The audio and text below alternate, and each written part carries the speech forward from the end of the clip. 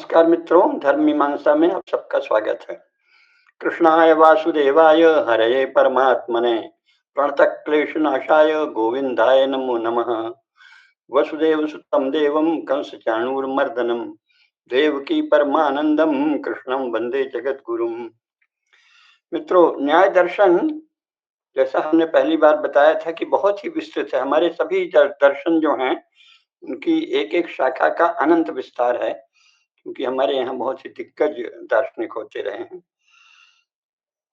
अब तक लाखों दार्शनिक हुए हैं, इसीलिए यूरोप से भारतीय दर्शन की कोई तुलना नहीं है। वहाँ आप दार्शनिकों की कुल संख्या गिन सकते हैं।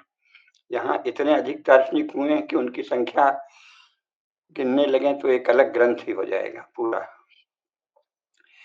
तो इसलिए उसके कुछ पक्ष जो रोचक पक्ष हैं उन पर चर्चा शेष थी। इस न्याय दर्शन के इस दूसरे भाग में हम लोग उसके प्रथम भाग में हमने मूल बातें चर्चा कर ली थी। इधर दूसरे भाग में उसके कुछ और पक्षों की चर्चा करेंगे। न्याय दर्शन में सबसे मुख्य है तर्क। तर्क के द्वारा तत्व का ज्ञान। वैसे तो मुख्य तो यही कहा है ना कि प्रमाणों के द्वारा सत्य का ज्ञान, यही न्याय है। प्रमा के द्वारा परीक्षण, अर्थ का परीक्षण करना, यही न्याय है। इस पर चर्चा हो चुकी है ना। लेकिन कैसे परीक्षण करना, प्रमाणों के द्वारा तत्व का परीक्षण कैसे किया जाता है, तो वो तो तर्क शक्ति, रीजनिंग जिसे कहते हैं अंग्रेजी में, विवेक, उसके द्वारा ही किया जाएगा। अन्यथा अगर आपके पास दिव्य दृष्टि आ गई है तो आप यूं ही सीधे देख लेंगे, उनके लिए नहीं है। लेकिन जो लोग सिद्ध पुरुष नहीं हैं, अधिकांश मनुष्य तो सिद्ध पुरुष नहीं होते, तो वो कैसे सत्य तक पहुंचे। और सत्य का भी एक प्रयोजन है कि निश्रेयस की प्राप्ति, अर्थात जो शुद्ध सत्व है, शुद्ध सत्य है, उसको जाने। और उसमें हम लोग अपने संस्कारों के कारण, वासनाओं के कारण, आकांक्षाओं के कारण क्या क्या मिश्रित कर देते हैं, उसको जाने, है ना। तो अगर तर्क की पर्याप्त सामर्थ्य नहीं हो तो सदा ही गलत, अनुचित या असत्य निष्कर्ष निकलते हैं। तर्क यदि दोषपूर्ण हो तो निष्कर्ष भी दोषपूर्ण होगा। इसका एक उदाहरण देते हैं, और इसमें बताना यह है कि जो हमारे यहाँ पंचावयव वाक्य भारतीय न्याय दर्शन में कहा है, उसका कितना महत्व है। और जो यूरोप में तीन अवयव ही हैं तर्क वाक्य के, उसकी क्या समस्याएं हैं। यद्यपि ऐसा नहीं है कि उस समस्या के कारण कहीं रुके हुए हैं, आखिर उन्होंने भी ज्ञान की निरंतर साधना की है और इसके द्वारा काफी आगे बढ़ गए हैं वो लोग। सारे संसार का ज्ञान प्राप्त करने का उन्होंने बड़ी निष्ठा से, बड़े परिश्रम से प्रयास किया है, तो कोई कमी नहीं बता रहे हैं। लेकिन मूल में ही अगर स्पष्टता हो तो सुगमता होती है। इसका एक उदाहरण देके कहें तो बात समझ में आएगी कि जैसे एक एक तर्क है। अब ये जो वेस्टर्न जिसे कहते हैं, जो यूरोपियन है, यूरोपियन लॉजिक जो है, उसमें क्या होता है, मेजर प्रमाइस, माइनर प्रमाइस और कंक्लूजन, यानी प्रमुख कथन या प्रमुख प्रतिज्ञा, उसके बाद उसका सहायक कथन और फिर निष्कर्ष। लेकिन इससे आकारगत सत्यता मान भी ली जाए तो कभी भी तत्वगत सत्यता नहीं प्राप्त होती। एक उदाहरण आपको देते हैं, जैसे कि सभी मनुष्य प्राणी हैं, कुत्ता भी एक प्राणी है, नहीं, सभी मनुष्य प्राणी हैं, ये हुआ मेजर प्रमाइस। सभी कुत्ते प्राणी हैं, माइनर प्रमाइस। इसलिए सभी मनुष्य कुत्ते हैं और सभी कुत्ते मनुष्य हैं, ये कंक्लूजन हुआ। अब इसमें आकारगत सत्यता दिखेगी पहले नजर में कि भाई सभी मनुष्य प्राणी हैं, सभी कुत्ते भी प्राणी हैं, इसका अर्थ है कि सभी कुत्ते मनुष्य हैं और सभी मनुष्य कुत्ते हैं। आकारगत सत्यता आ गई, major premise, minor premise, conclusion. अब इसमें इसका यह अर्थ नहीं है कि यूरोप वाले इस तरह की भ्रांति में पड़ते हैं, लेकिन हम बता रहे हैं कि वो जो तीन ही अवयव वाक्य के हों तो ये समस्या होती है। भारत में क्या है, जो हमारे यहाँ प्रारंभ से ही पंचावयव वाक्य है, उसमें क्या है कि बीच में आ जाता है कि आपको दृष्टांत भी देना होगा, प्रतिज्ञा, हेतु, उदाहरण, उपनय और निगमन, ये 5 होते हैं ना। तो इसमें 5 होने पर ऐसे भ्रम की गुंजाइश इस प्रकार कम से कम नहीं रहती। फिर उसमें हमारे यहाँ भी हेत्वाभास पर विस्तार से वर्णन है। यूरोप में ऐसा नहीं है कि कोई इस भ्रम में पड़ जाता है, वहां भी लॉजिकल फेलिसीज का बहुत ही विस्तार से वर्णन है। फॉर्मल फेलिसीज होती हैं, फिर इनफॉर्मल फेलिसीज होती हैं, लॉजिकल फेलिसीज बहुत प्रकार की वहां बताई गई हैं।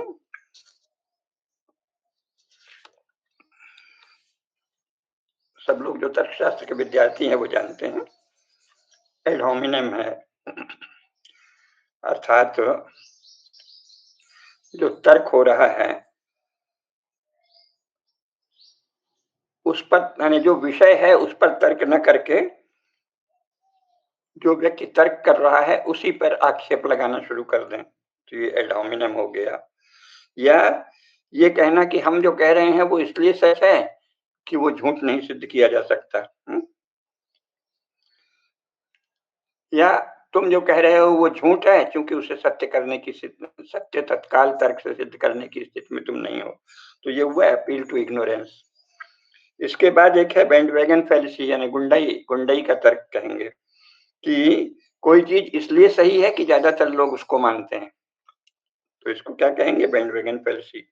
फिर इसी प्रकार फाल्स डायलेमा होता है कि किसी चीज के आपने केवल 2 विकल्प दे दिए कि इसमें से एक चुनो, लेकिन वो आवश्यक नहीं है कि 2 ही विकल्प हैं, बहुत सारे विकल्प होते हैं।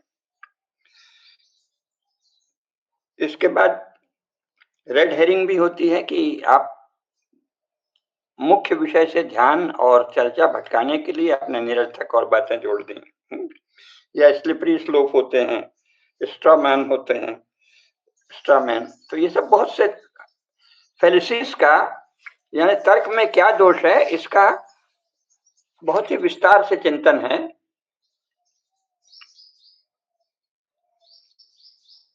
मॉडर्न लॉजिक्स में, लेकिन फर्क यह है कि इतना विस्तार से चिंतन वहां अभी हुआ है,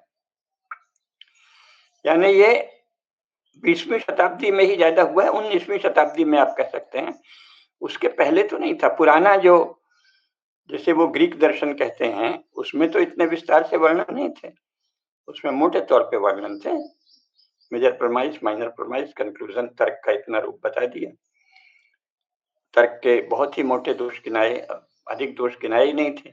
और हमारे यहाँ हजारों वर्षों से पंचावयव वाक्य चल रहा है। तो पंचावयव में क्या है, आपने प्रतिज्ञा की कि सभी मनुष्य, आपका तर्क क्या देना है। जैसे कहा देवदत्त मरणशील है क्योंकि वह मनुष्य है, सभी मनुष्य मरणशील हैं, देवदत्त भी ऐसा ही एक मनुष्य है इसलिए देवदत्त मरणशील है। तो इसमें क्या है, प्रतिज्ञा, प्रतिज्ञा के बाद उसका हेतु बताना, फिर उदाहरण देना, फिर उपनय और फिर निगमन।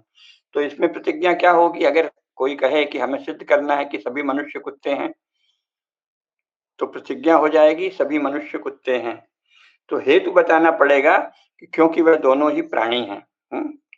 फिर लेकिन उदाहरण देना पड़ेगा कि देखो अमुक जगह वो कुत्ता है वो भी मनुष्य है, या अमुक मनुष्य कुत्ता है।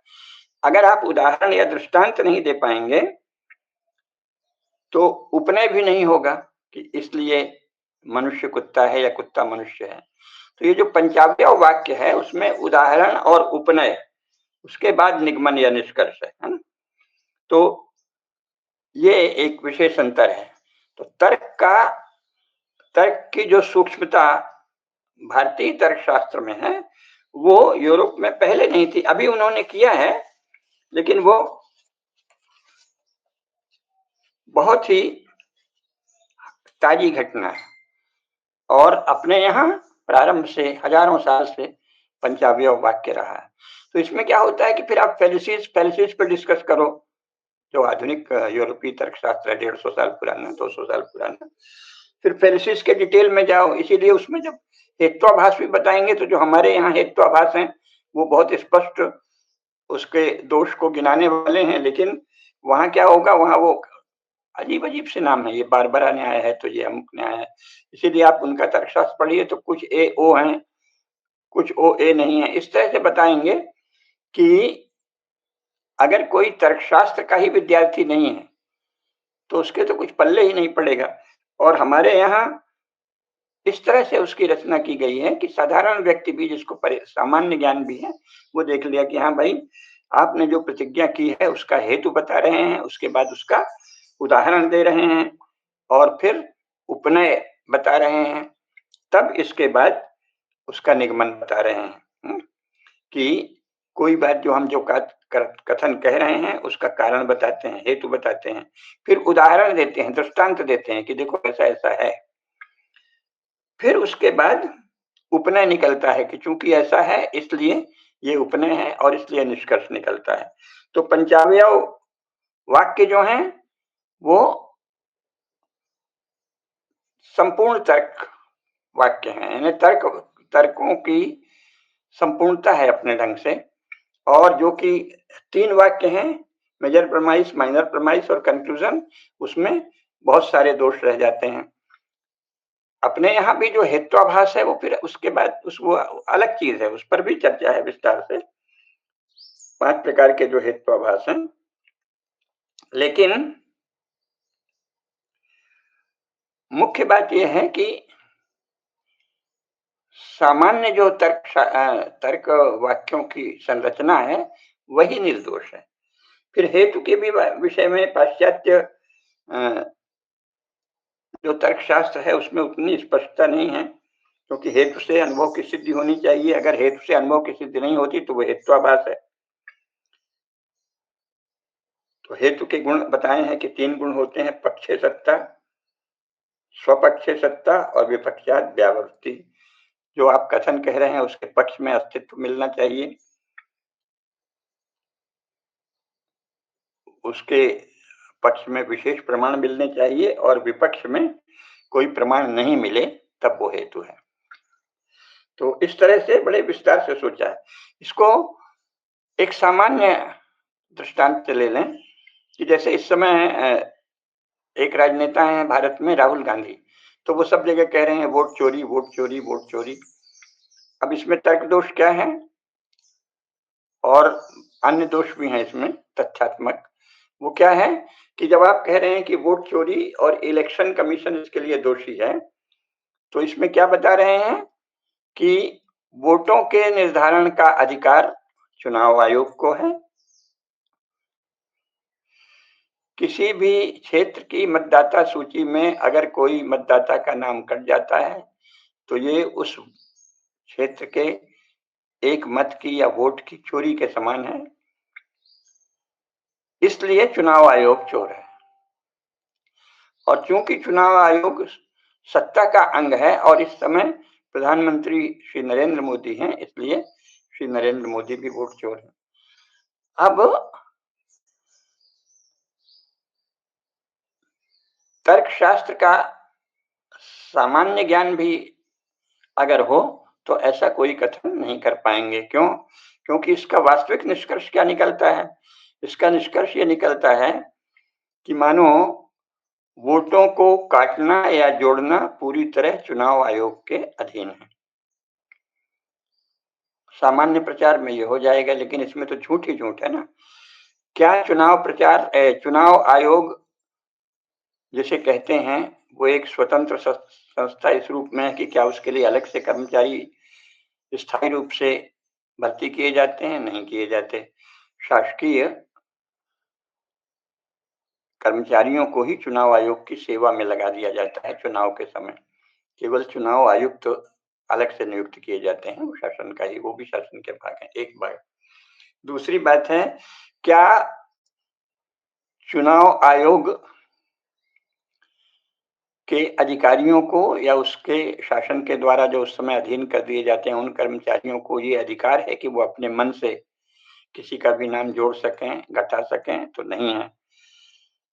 कोई भी व्यक्ति जब फॉर्म भर के देगा या जब बीएलओ जाएगा, जाँच करेगा, तो उसका वहाँ निवास और होने का प्रमाण, कहीं रहने का प्रमाण जब मिलेगा, तब वो सूची में नाम डालेगा। तो सूची में नाम कौन डालता है? कोई एक सरकारी कर्मचारी। वो तात्कालिक भी हो सकता है, अस्थायी भी हो सकता है, स्थायी भी हो सकता है। बिना संबंधित कर्मचारी के अथवा बिना संबंधित मतदाता के स्वयं ही ये प्रार्थना करने से कि मेरा नाम हटा दिया जाए उस जगह से, क्योंकि दूसरी जगह है, उसके बिना तो कोई वोट माने कोई मतदाता का नाम न जोड़ा जा सकता, न काटा जा सकता। तो अगर कोई मत कटता है या जुड़ता है, तो उसके लिए जिम्मेदार कौन है? या तो वो स्वयं व्यक्ति या कोई सरकारी कर्मचारी। अब क्या सरकारी कर्मचारी केवल केंद्र के अधीन हैं? तो वस्तुतः इस काम में जो कर्मचारी लगते हैं, उसमें से लगभग सब राज्य सरकारों के अधीन हैं। एकदम शीर्ष पर जो अधिकारी हैं, उन्हें छोड़कर। तो भारत में अनेक राज्यों में कांग्रेस की भी सरकार है और विपक्ष जिन्हें इंडी गठबंधन कहते हैं, उनकी भी सरकार है। तो इसका मतलब कि कांग्रेस के राज्य में या अन्य विपक्षी दल जो इस समय हैं इंडी के, उनके राज्य में अगर कोई वोटर का नाम हटा है, तो उसको उस राज्य के कर्मचारी जिम्मेदार हैं। जो कोई व्यक्ति तो स्वयं हटाएगा नहीं। कोई अन्य व्यक्ति दोषी है, ये उस दोषी व्यक्ति का भी संज्ञान कर्मचारी लेगा, तभी माना जाएगा। परीक्षण कर्मचारी करता है। तो जिन प्रांतों में कांग्रेस या गैर भाजपा विरोधी दलों की सरकारें हैं, उसके राज्य सरकार के कर्मचारी दोषी हैं, और अगर कर्मचारी का दोष शीर्षस्थ शासक पर माना जाता है, तो उसके सब मुख्यमंत्री भी दोषी हैं, ये कहना पड़ेगा। तो फिर राहुल गांधी को कहना चाहिए कि कांग्रेस पार्टी के मुख्यमंत्री या समाजवादी दल के मुख्यमंत्री या राजद के मुख्यमंत्री या मुख्य नेता, जहां-जहां सरकार इनकी हो, सबका नाम लीजिए कि वो सब वोट चोर हैं।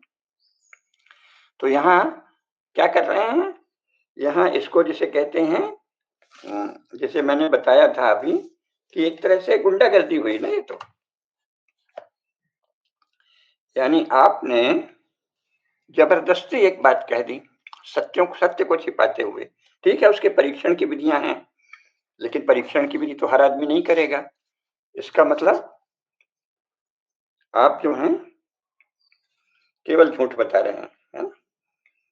तो ये तो बहुत ही गलत बात है ना? जिसे कहते हैं रेड हेरिंग या बैंडवैगन फैलेसी, गुंडागर्दी का तर्क हुआ ये कि भाई हम कह रहे हैं इसलिए सत्य है। हमारे बहुत से लोग हैं, पार्टी वर्कर कह रहे हैं, ये सत्य है।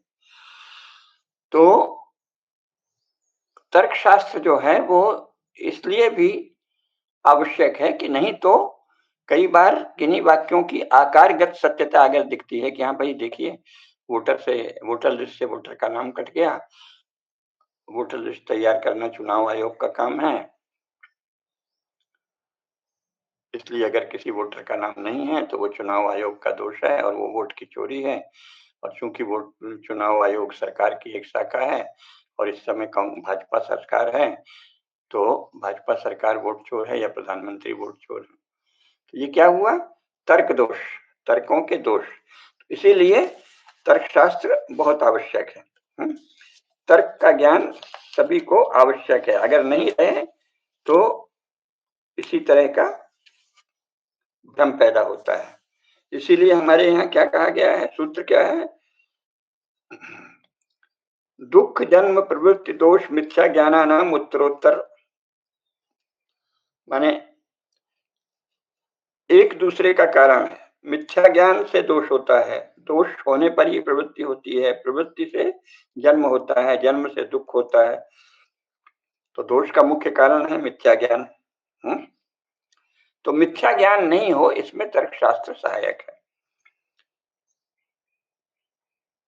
लेकिन दूसरी बात भी ध्यान रखने की है कि ये सामान्य लौकिक व्यवहार में भी तर्कशास्त्र बहुत काम आता है, परंतु भारत में प्रत्येक दर्शन जो है सनातन धर्म का, वैदिक धारा का, उसमें सब में प्रयोजन है मोक्ष को प्राप्त करना, अर्थात सारी ही उपाधियां, सारे ही जो आरोपण हैं, सारे ही जो प्रक्षेपण हैं, उनसे मुक्त होना। और इस अर्थ में शब्द भले बदल जाएं, लेकिन बौद्ध दर्शन और जैन दर्शन में भी वही लक्ष्य है।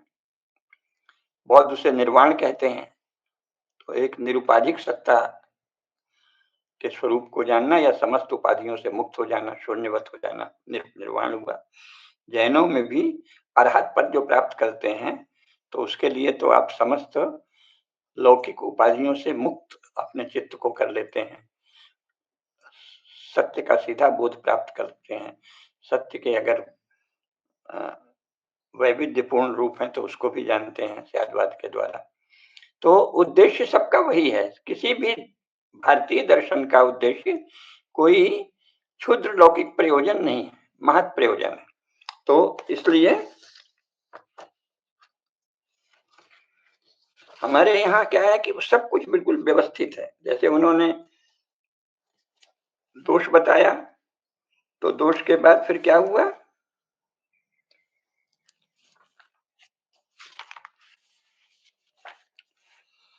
उसका विस्तार से एक एक शब्द का विश्लेषण किया।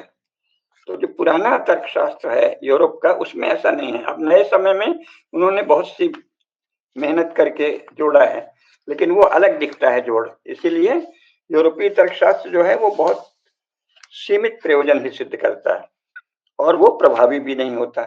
हमारे यहाँ बहुत ही प्रारंभ से इन सब बातों पर, आधारभूत बातों का विचार किया गया है। इसलिए क्या क्या है? दुख जन्म प्रवृत्ति दोष मिथ्या ज्ञानानाम उत्तरोत्तर अपाये तदनंतर अपायाद अपवर्ग। तो उद्देश्य अपवर्ग की प्राप्ति है, ये सदा ध्यान रखा जाता है। फिर इनमें से एक एक का विश्लेषण करते हैं कि दुख क्या है।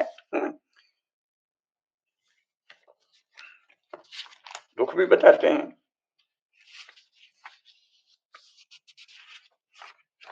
तो दुख का कारण है जन्म, जन्म के नाश से ही दुखों का नाश संभव है, इसलिए मोक्ष प्राप्त करना चाहिए। प्रवृत्ति क्या है? तो उन्होंने कहा कि प्रवृत्ति वाग बुद्धि और शरीर का आरंभ, यानी सूत्र है 1:17।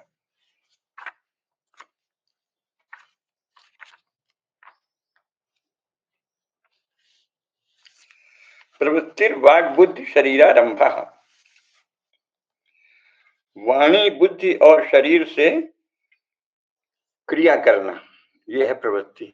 एकदम सांगोपांग, यानी आप कोई भी प्रवृत्ति कर रहे हैं तो वो 3 स्तर पर होती है, शरीर से, मन और बुद्धि से और वाणी से। वाणी बुद्धि और शरीर से किसी भी क्रिया का प्रवर्तन या क्रिया का आरंभ, ये प्रवृत्ति है।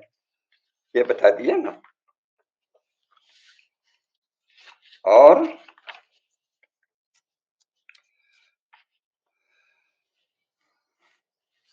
दोष क्या है? प्रवृत्ति का हेतु होना ही दोष है। तो यहाँ जो दोष बताए हैं वो किसी सांसारिक प्रयोजन की सिद्धि के लिए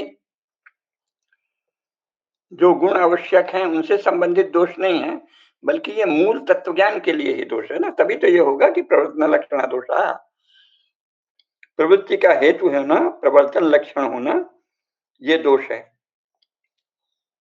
यानी किसी भी प्रकार की प्रवृत्ति का हेतु। तो ये सदा ये ध्यान रखना चाहिए कि भारतीय दर्शन का उद्देश्य तत्व ज्ञान की ओर, परम ज्ञान की ओर, मोक्ष की ओर, परम सत्य के ज्ञान की ओर जाता है। वो उसका एक तलछट कह लीजिए या उसका एक छोटा सा अंश भले ही आपके लौकिक जीवन में भी सहायक हो, लेकिन मूल उद्देश्य है परम सत्य की ओर जाना, परम तत्व का ज्ञान प्राप्त करना।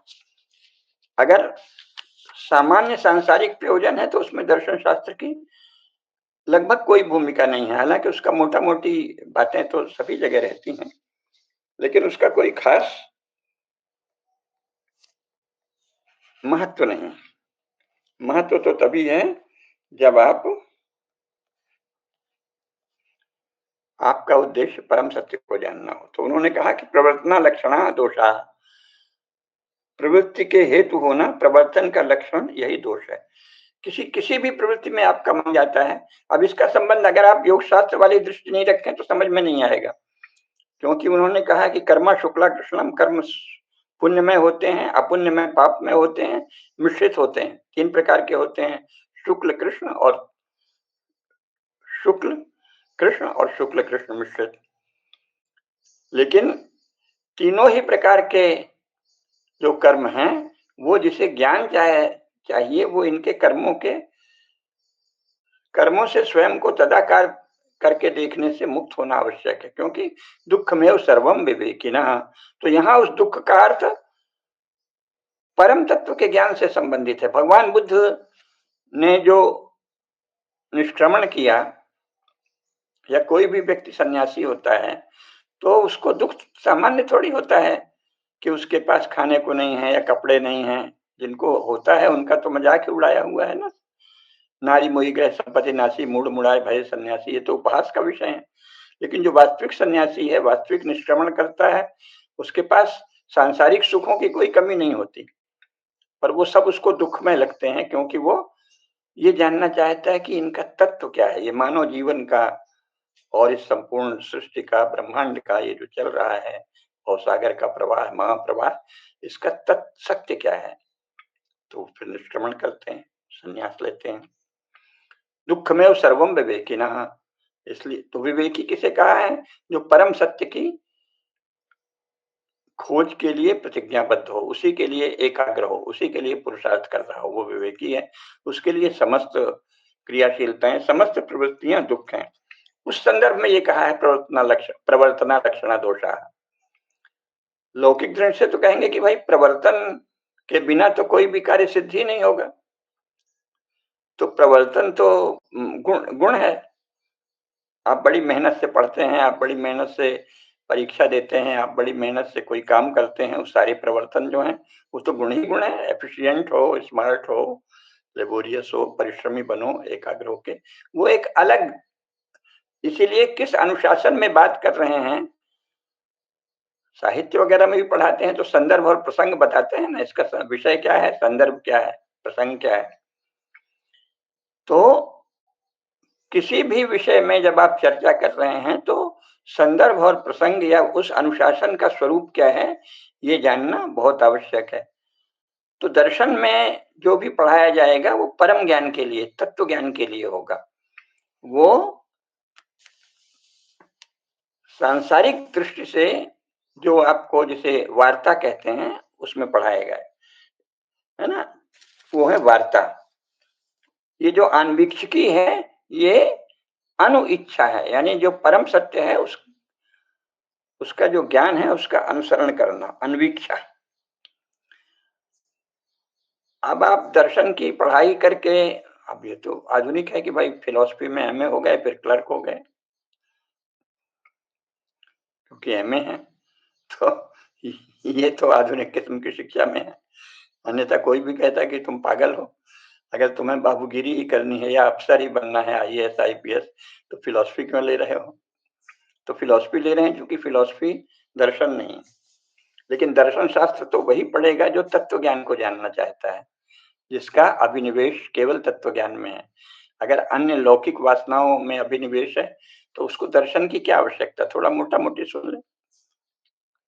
लेकिन फिर भी वो भी फेथ के चक्कर में नहीं फंसे, ये भी केवल भारतीय शास्त्र ही बताते हैं। क्योंकि फेथ क्या है? फेथ क्या है? जिस बात में आप फेथ रखते हो, उस फेथ का जिसने भी उसकी रचना की है, प्रस्तुत किया है, उसके समक्ष समर्पण, दीनता, हीनता, दासत्व। तो सभी फेथ जो हैं, अगर वो विवेक से रहित हैं तो वो होते हैं ना। इसलिए आप देखिए, क्रिश्चियनिटी और इस्लाम, उसमें फेथ पर बल हो, ईमान पर बल है। बस आप ईमान ले आए, फेथ करें। भारतीय किसी भी दर्शन में फेथ की कोई भूमिका नहीं है। आप फेथ करो ये कहीं नहीं कहते। आस्था जो कहते हैं वो परम तत्व में आस्था, और किसी विषय में आस्था नहीं रखनी।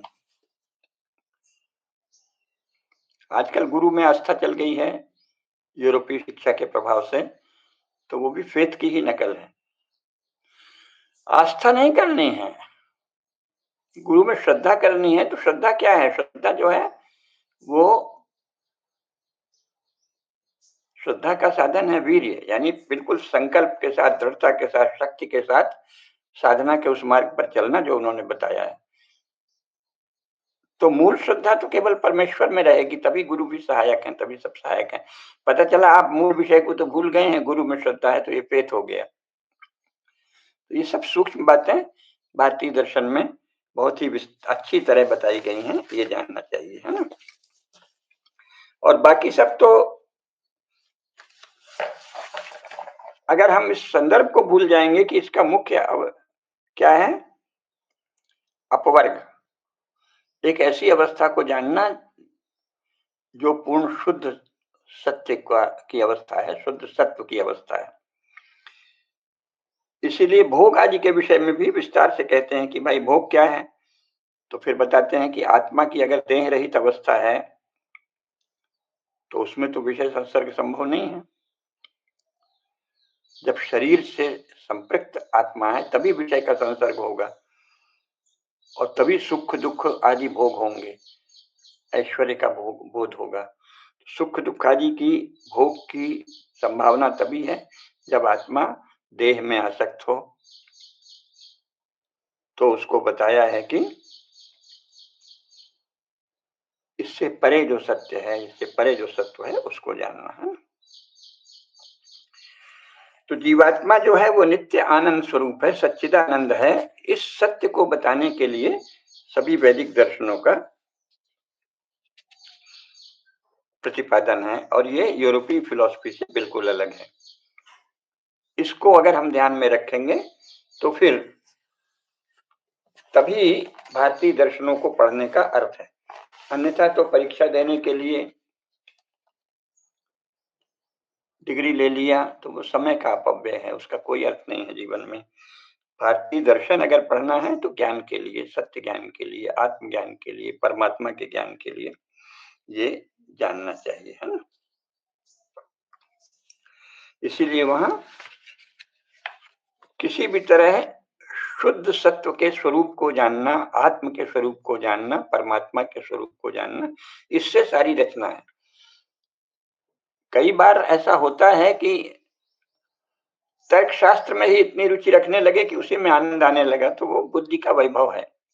शंकराचार्य ने उसी को क्या कहा है, वाग वैखरी शब्दचरी शास्त्र व्याख्यान कौशलम वैदुष्यम विदुषाम तद्वत भुक्त न तो मुक्त। तो तर्क की बारीकियां ये एक तरह का बौद्धिक ऐश्वर्य है, भोग है। अगर हम इसको ध्यान में रखें तो तर्क की बारीकियां भी हमको सारे भ्रमों से मुक्त होने में और वास्तविक तत्व को जानने में सहायक हो, वहीं तक तर्कशास्त्र लेना है।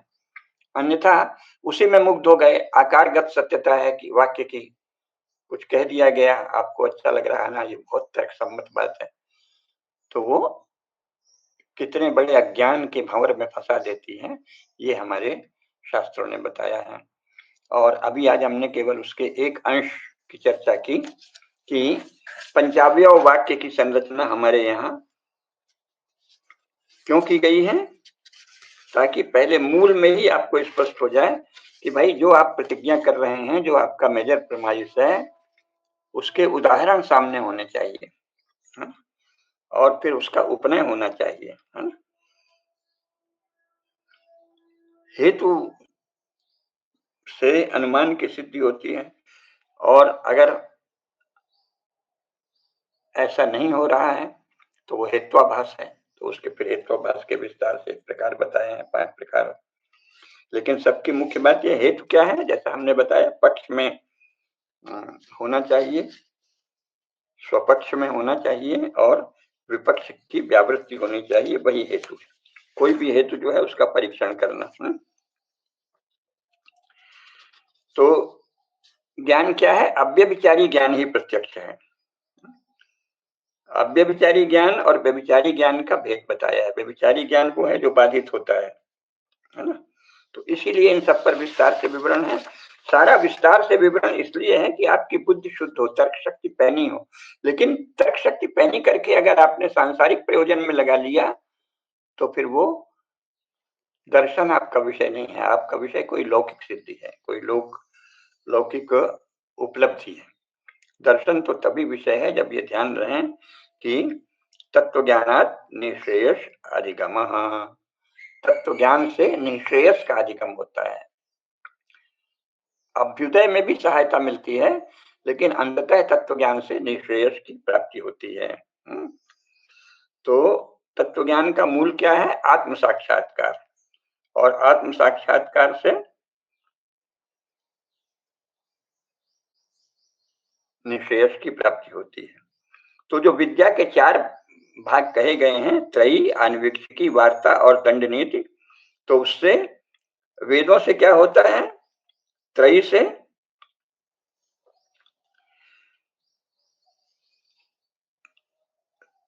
से भी तत्व ज्ञान होता है, मूल तत्व ज्ञान। आन्वीक्षिकी जो है, उसमें जो वो मूल तत्व ज्ञान है, उसकी इच्छा करते हैं, अनुइच्छा, अर्थात उसका विवेक पूर्वक बार बार अनुशीलन, अनुसंधान। और जो वार्ता जो है, वो धर्म, अर्थ और काम, इन पुरुषार्थों की सिद्धि करती है। तो जो अन्वीक्षिकी है, वो मोक्ष की ही सिद्धि करती है, अपवर्ग की ही, परम तत्व के शुद्ध स्वरूप को जानने में सहायक होती है, वही अन्वीक्षिकी है। वार्ता उसे कहते हैं जो कृषि, उद्योग, वाणिज्य, व्यापार, शिल्प, कला, संगीत, साहित्य, ये सब वार्ता के अंग हैं। वार्ता से धर्म, अर्थ और काम की सिद्धि होती है। और दंड नीति, इसको भी सदस्य आवश्यक कहा है। दंड नीति से पृथ्वी पालन होता है, समाज पालन होता है, केवल शांति और कानून व्यवस्था नहीं, बल्कि भरण पोषण, प्रजा मर्यादा में रहे, वर्णाश्रम धर्म की मर्यादा में रहे, इसके लिए है दंड नीति। अगर किसी शासन में दंड नीति का सम्यक पालन नहीं हो रहा, तो फिर वो शासन नहीं है, वो लूटने के लिए टैक्स बटोर कर और राज कर्मचारियों को ज्यादा सुख देने का अवसर देने का एक तंत्र जाल है। फिर वो शासन नहीं है, राजनीति नहीं है वो। राजनीति वही है जहाँ दंड नीति का सम्यक प्रयोग हो, वर्णाश्रम धर्म की मर्यादा के प्रतिपालन में जो जो बाधक तत्व हों, लोगों के अपनी जो कुल परंपरा, आश्रम परंपरा, वर्ण परंपरा चली आई है, संप्रदाय परंपरा, उसमें जो बाधा डाले उसको दंडित करे शासन, दंड नीति का सम्यक प्रयोग हो, उसे ही राजनीति कहते हैं। पॉलिटिक्स अलग चीज है, इसलिए आजकल भारत में भी राजनीति उस अर्थ में हो नहीं रही है। तो अपवर्ग क्या है, ये भी न्याय दर्शन ने अच्छे से बताया कि दुख, जन्म, प्रवृत्ति, दोष और मिथ्या ज्ञान, इन सब का जब नाश होता है तो अपवर्ग होता है। दुख की अत्यंत निवृत्ति ही मोक्ष है। लेकिन यहाँ दुख से आशय वास्तविक दुख से है, ये नहीं कि काल्पनिक मन में हमको ये अनुकूल वेदनी जो है और उससे राग हो गया, और जो प्रतिकूल वेदनी है उससे दोष हो गया, तो ये तो सशक्त या चपल चित्त के लक्षण है। अनुकूल वेदनीयम सुखम, प्रतिकूल वेदनीयम दुखम। तो उससे जो अनुकूल वेदनी है उससे राग हो गया, और जो प्रतिकूल वेदनी है उससे द्वेष हो गया। इसीलिए सभी शास्त्र, दर्शन कोई जाने या नहीं जाने, पर पहले कहते हैं भाई धर्म मुख्य है ना?